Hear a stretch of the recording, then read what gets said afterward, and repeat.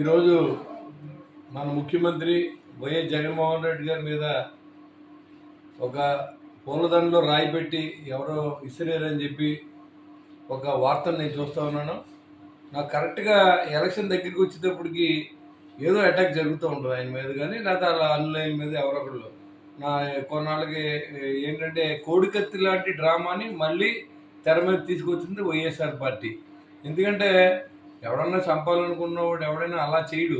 ఇవన్నీ ఏంటంటే కావాలని చిన్న చిన్న ఇబ్బందుల్ని పెద్ద ఇబ్బందిగా చూపించి నా మీద అదిగో కుట్ర చేశారని సింపతి కోసం ఈ ముఖ్యమంత్రి ప్రయత్నం చేస్తా ఉన్నాడని చెప్పి నా అభియోగం తప్ప ఇదేమి రియాలిటీ కాదు. అంత సెక్యూరిటీ ఉంది ఆయనకి, ఎక్కడ కూడా బయటికి తిరగట్లేదు.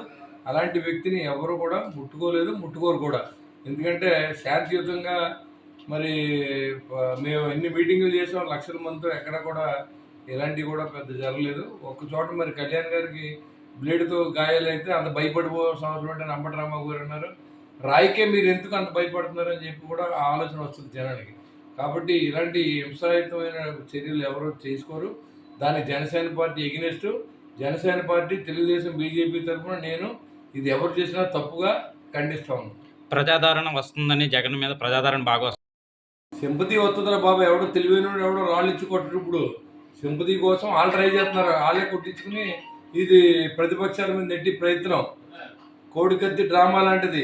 దయచేసి ప్రజలందరూ అర్థం చేసుకోండి.